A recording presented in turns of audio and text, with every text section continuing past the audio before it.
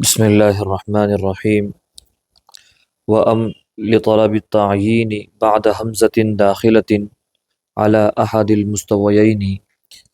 بسم اللہ والصلاة والسلام علی سید المرسلین وعلی آلہ وصحبہ اجمعین۔ بیان چل رہا ہے عطف نسق کا۔ عطف نسق میں حروف عاطفہ کے ذریعے عطف ہوتا ہے۔ معطوف کا وہی اعراب ہوگا جو معطوف علیہ کا ہوگا۔ اس ضمن میں بتاتے ہوئے صاحب کتاب حروف عاطفہ کا تذکرہ بیان کر رہے ہیں۔ حروف عاطفہ کیا ہیں، ان کے معنی کیا ہیں۔ آج ہم کب کے بارے میں پڑھیں۔ وَأَمْ لِطَلَبِ التَّعْیِینِ، پہلے ہم لکھ رہے ہیں۔ یہ جو ہے حرف عطف ہے۔ لِطَلَبِ التَّعْیِینِ، تعیین کی طلب کے لیے، طلب تعیین کے لیے آتا ہے۔ طلب تعیین کا کیا معنی ہے؟ طلب تعیین کا معنی یہ ہے کہ پوچھنے والا طلب کر رہا ہے متعین کرنا، کیا کہ زید آیا ہے یا عمر آیا ہے۔ ازید عندک ام عمر، تیرے پاس زید ہے یا عمر ہے۔ یہاں لام جواب نہیں دیا جا سکتا، نعم لام جواب نہیں دیا جا سکتا، یہاں تعیین ضروری ہوتی ہے۔ زید کہیں گے، زید عندی، عمر عندی۔ یہاں ام کا لفظ لطلب التعیین، طلب تعیین کے لیے آتا ہے۔ کب؟ بعد حمزۃ، یہ ام حمزہ کے بعد آتا ہے۔ داخلۃ، جو داخل ہونے والا ہے۔ علی احد المستویین، جو دو برابر میں سے ایک پر داخل ہوتا ہے، یعنی دو برابر چیزوں میں سے ایک پر حمزہ داخل ہوتا ہے، اس کے بعد ہی آتا ہے۔ اب یہاں مثال دیکھیے، ہم نے یہاں لکھا ازید عندک ام امر۔ اب ہمیں سمجھنا یہ ہے،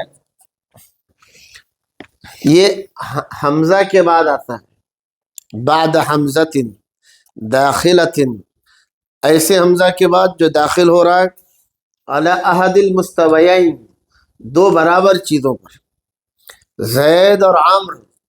بھئی یہ دونوں چیزیں برابر ہیں، یا تو زید ہو سکتا ہے یا عمر ہو سکتا ہے۔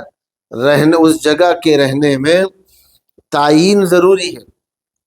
ازید عندک ام عمر، اذا کنت قاطعا، جب تجھے یقین ہو، بان احدہما عنده، ان دونوں میں سے ایک ہے اس کے پاس، یعنی زید ہے یا عمر ہے، زید اور عمر میں سے کوئی ہے۔ ولیکنک شککت فی عینہ، لیکن تجھے شک ہوا ہے اس کے متعین ہونے میں۔ ام حرف عطف کا استعمال کب ہوتا ہے، کس معنی میں استعمال ہوتا ہے؟ صاحب کتاب بتا رہے ہیں کہ ام کا استعمال حمزہ کے بعد آتا ہے۔ تو معلوم ہوا پہلے حمزہ آنا چاہیے، بعد میں ام آتا ہے۔ کون سا حمزہ؟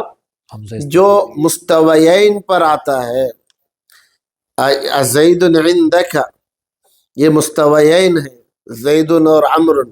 مولانا یہاں دیکھیں جی، تو ولیکنک شککت فی عینہ، لیکن آپ کو شک ہوا ہے اس کے متعین ہونے پر۔ ولہذا یکون الجواب بالتعیین، اسی وجہ سے جواب جو ہوگا وہ تعیین کے ذریعے ہوگا، لا بنعم، نام کے ذریعے نہیں ہوگا۔ جیسے ہم کہیں ازید عندک، نعم، یہاں تو اتنا ہی ہوگا، ازید عندک، لیکن مستویین پر آیا ہے، ازید عندک ام عمر، یہ حمزہ جو آیا ہے دو برابر چیزوں پر آیا ہے، اور ایسے ہی حمزہ کے بعد ام آتا ہے۔ اب ام آ رہا ہے تو جواب تعیین کے ذریعے دیا جائے گا، نام اور لا کے ذریعے نہیں دیا جائے گا۔ لا بنعم ولا بلا، یہاں یہ مقصد ہے کہ نام کے ذریعے بھی جواب نہیں ہوگا، لا کے ذریعے بھی جواب نہیں ہوگا۔ اب ایسے ام کو کیا نام رکھا جاتا ہے؟ وَتُسَمَّى ام هذه معادلہ، اس کو ام معادلہ کہتے ہیں۔ معادلہ کہتے ہیں عادل یعادل معادلتاً، معادلہ کہتے ہیں برابر، یہ حمزے کی گویا برابر ہے۔ ازید عندک امر، سمجھ میں آ؟ ام امر امر، تو گویا یہ ام معادلہ ہے، اس کے برابر ہے، حمزہ کے برابر ہے۔ لأنها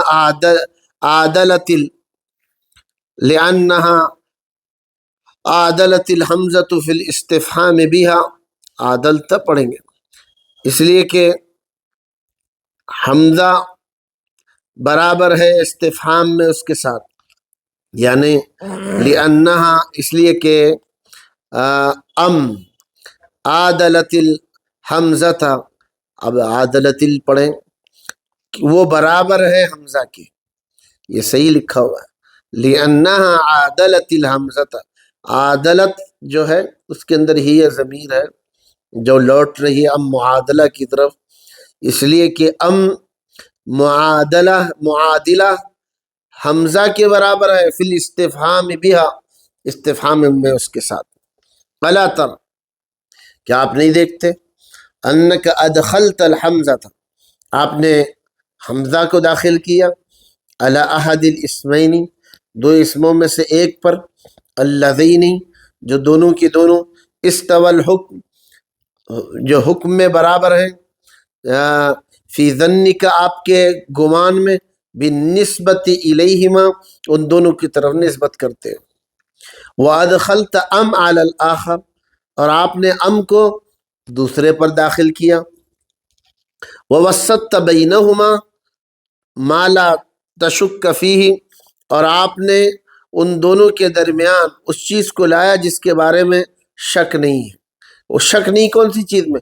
وہو قولک عندک، وہ اندک کے بارے میں شک نہیں ہے، تیرے پاس کوئی نہ کوئی ہے، اندک کے بارے میں شک نہیں ہے، شک جو ہے یا تو زید ہے یا عمر ہے۔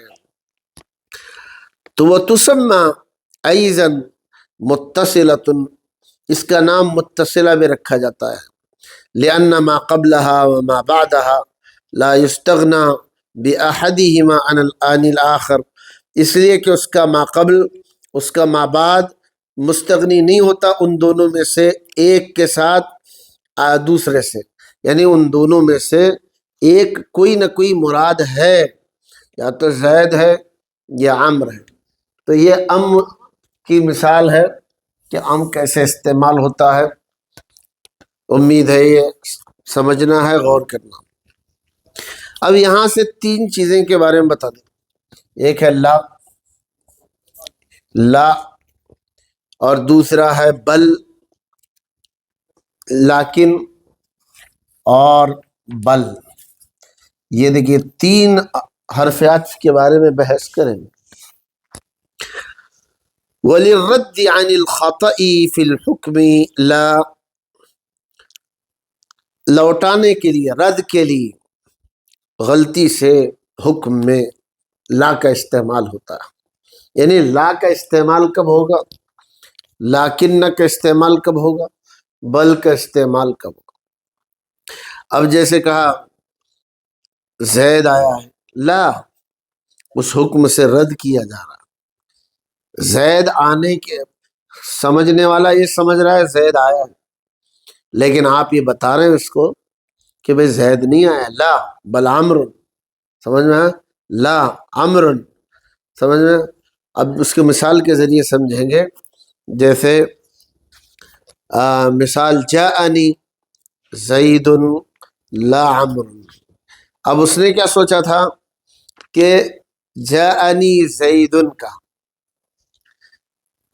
اچھا جاءنی عمر کہا، میرے پاس عمر ہے، تو اس نے اس کا حکم کو رد کر دیا، جاءنی زید لا عمر، عمر نہیں آیا۔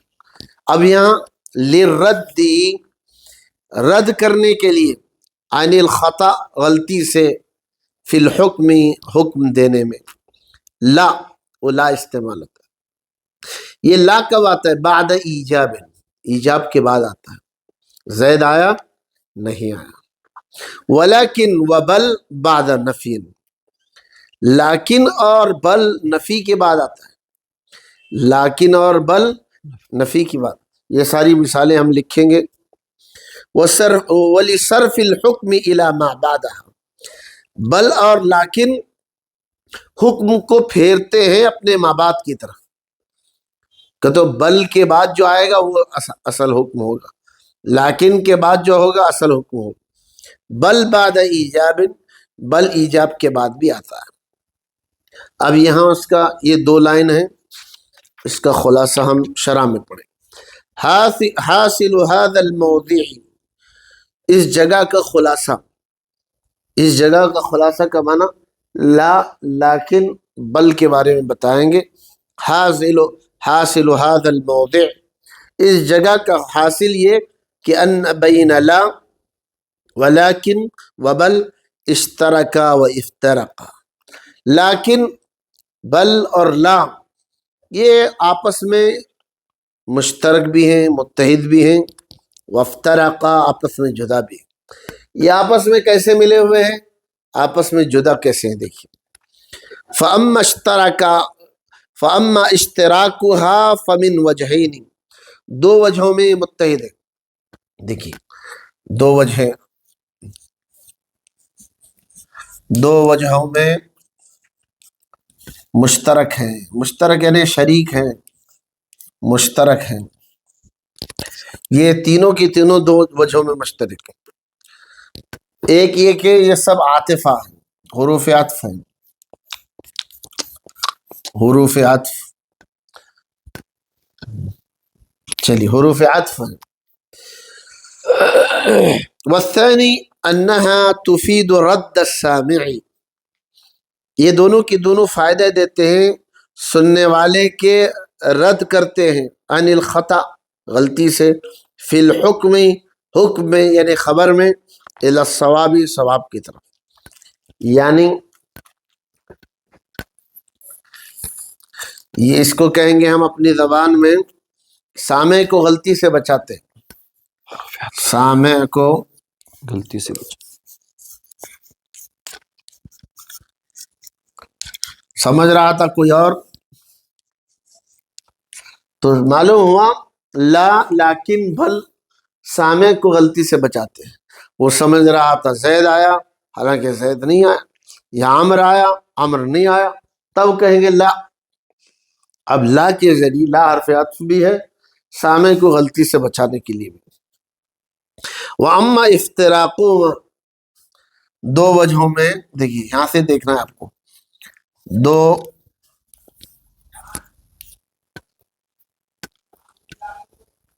2 وجہوں میں کیا کہیں گے، جدا ہیں، الگ الگ ہیں۔ وَأَمَّا افتراقُهَا فَمِنْ وَجْهَيْنِ أَيْضًا، ان کی جدائیگی کی 2 وجہیں ہی ہیں۔ احدہما، ان میں سے ایک، ان لا تکون لقصر القلب وقصر الافراد، دیکھیے یہاں بتائیں گے لا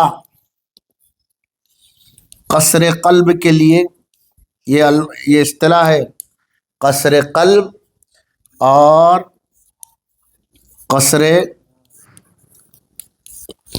افراد کے لیے آتا ہے، یہ پہلی وجہ۔ اور بل، لیکن اور بل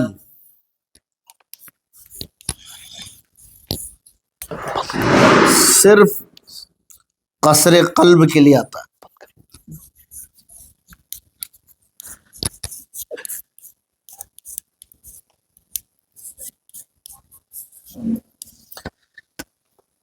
قصر قلب کس کو کہیں گے، قصر افراد کس کو کہیں گے۔ وَأَمَّا افتراقُهُمَا فَمِنْ وَجْهَيْنِ أَيْضًا، ان کا آپس میں جدا ہونا دو وجہوں سے، احدھا ان میں سے ایک، اللہ کہ لا تکون لقصر القلب وقصر الافراد وبل ولكن انما يكونان لقصر القلب فقط۔ اب اس کو ایک مثال کے ذریعے سمجھنا ہے۔ یہاں دیکھیے، یہاں ہم نے مثال دی جاءنی زید، میرے پاس زید آیا، لا عمر،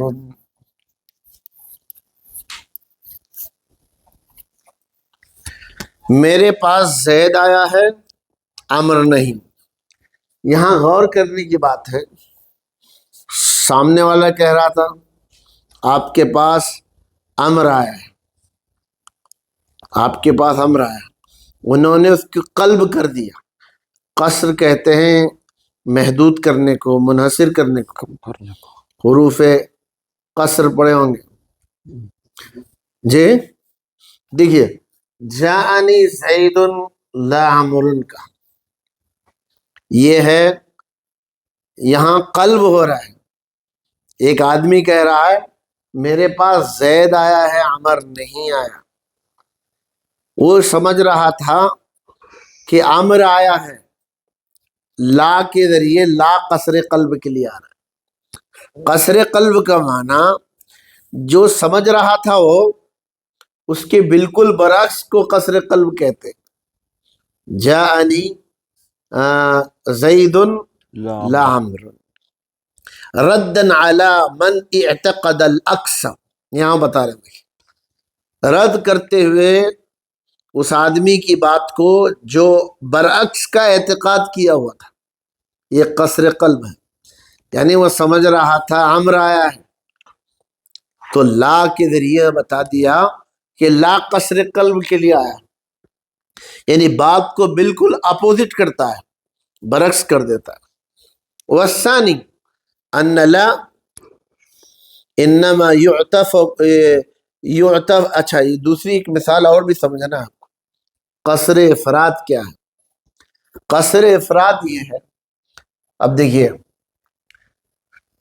قصر افراد ہے ان دونوں میں سے ایک کو خاص کر رہا ہے، یہ قصر افراد ہے۔ اس کو دوسری مثال سے بھی ہم سمجھ سکتے ہیں، جیسے ہم کہیں زید عالم، اس کو اور ایک مثال سے سمجھاتا ہوں میں۔ قصر قلب، ایک آدمی کہہ رہا ہے، یہ صاحب کہہ رہے ہیں عبد المجید صاحب زید عالم، اور یہ کہہ رہے ہیں عبد الصمد صاحب زید جاہل، یہ بالکل اپوزٹ بات ہے، قصر قلب کہلاتا، یہ قلب اس کے اوپر اپوزٹ بات کہلاتا، مگر یہاں اس کی مثال نہیں ہو، قصر قلب کی مثال ہے۔ آگے دیکھیے، ایک آدمی کہہ رہا ہے زید شاعر، زید شاعر و کاتب، دو صفات کا ذکر ہوا۔ اب یہ کہہ رہا ہے زید کاتب لا شاعر، زید کاتب لا شاعر۔ اب دیکھیں یہاں ان دو میں سے ایک کے ساتھ خاص کر رہا ہوں، لا شاعر۔ اب سوچنے کی بات، یہاں دو صفات تھے، ان میں سے ایک کے ساتھ خاص کر رہا ہے، یہ قصر افراد ہے، یہ قصر قلب ہے۔ یعنی قصر قلب کیا چیز ہے؟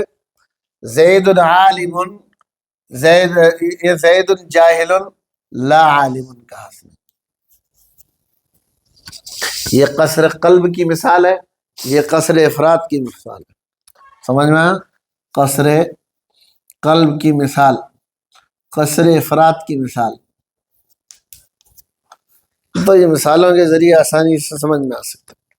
تو لا جو استعمال ہوگا قصر قلب میں بھی استعمال ہوگا، قصر افراد میں بھی ہوگا۔